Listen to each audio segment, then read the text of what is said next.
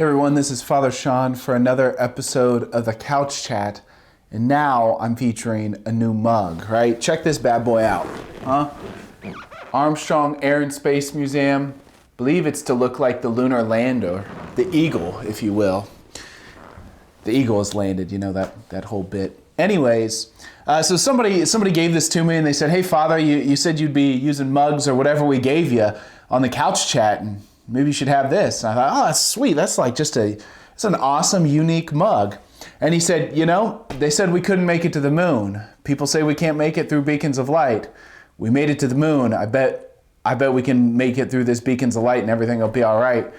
And what an interesting motto for us could be surmised from that insight. We made it to the moon. We'll make it through beacons of light. Now, maybe that sounds just a bit too pessimistic, a bit too negative, but the ability of human beings to do things, right? Even going to the moon, you think about, but the grace of God on our side, the grace of God to ultimately to become saints, but not just to make it through beacons of light, but to actually thrive, to actually come out the other end stronger with a renewed faith, with a renewed sense of purpose and mission. Of course the Lord wants that, right? Of course the Lord wants to renew the faith and everything going on in our parish life. So why not here, you know? So that's a great mug. Thank you, unnamed source for sharing this mug. Very much appreciate it. So one of the things I think that'll get us going through as just a family of parishes and working together is our Eucharistic Festival next week. It's going to be an incredible moment for all of us to fall in love with Jesus Christ and even to be a great kind of missionary impulse and even hospitality to a larger church. We've got, I think we've got 8 different schools coming up for the Relic Festival, so many people from all over. It's going to be a great thing, but this was all occasioned by an invitation to host relics of saints. The relics of our blessed Carlo Acutis and Saint Manuel Gonzalez Garcia. And in our homilies, Father Willig and I last week and this upcoming week are preaching about these two saints. But it is a peculiar and a very Catholic thing to have a celebration because relics are coming. And we're not talking full body relics. It's the piece of heart muscle of Blessed Carlo, and I'm not sure what part of Saint Manuel's body his relics come from. But it is a unique thing to have the relics of the saints. It's a very Catholic thing.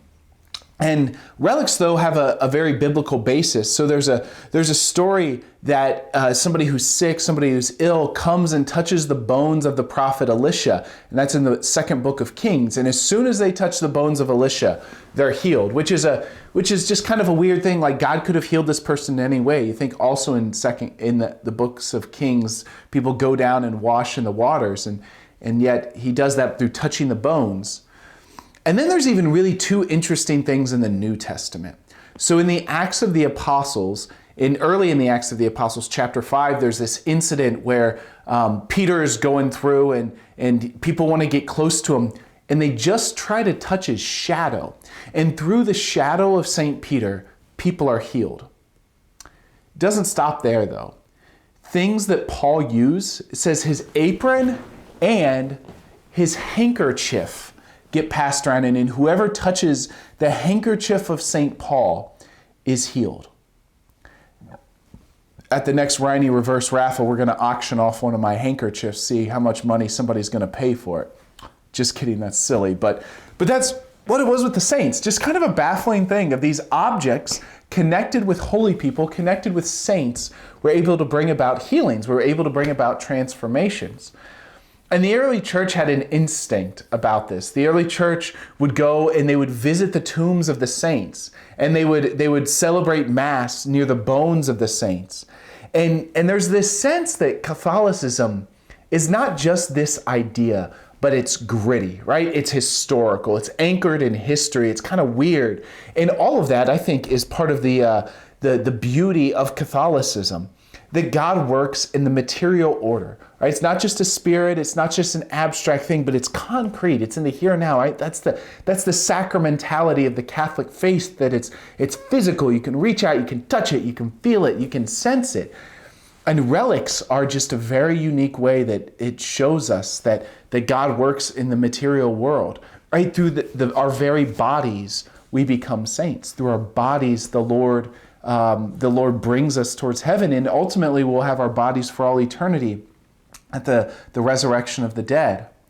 And so just a unique thing that we have happening in our parishes. Relics of saints are traveling throughout the country to revive faith in the Eucharist. Will we let it happen, right? Will we let it change us? And certainly, if we can make it to the moon, why can't we become a saint? The Lord is surely on our sides, and he wants this for us more than anything else. So these two saints that are coming give us a great example. But they also show us just kind of the power of the Eucharist to change a life, to change our lives too. So I fully anticipate that the Lord is going to work marvels in our midst this upcoming week during the Eucharistic Festival. And I just want to know all of you are personally invited to attend. Maybe it just means you get 10 minutes to come and pray before the relics. Maybe one of the talks that we're having looks like that, something that you want to be part of. Or maybe you just want to bring your children and teach them about the Eucharistic miracles. The Lord can do so much with the little bit that we give him. Maybe we can't come that long, but maybe we can come just one night. Maybe we can come to all of them. But you think about that story of the multiplication of the loaves and the fish. He just comes with 5 loaves and 2 fish, and the Lord does the rest from there. We just bring the little bit that we have. Maybe it's 10 minutes. Maybe it's just, a half-hearted rosary, whatever it may be, and trust that God can do so much with that. So I want to know you're all invited to this Eucharistic festival, that it should be really a transformative week. And I want to thank the good Lord and the donor for this mug.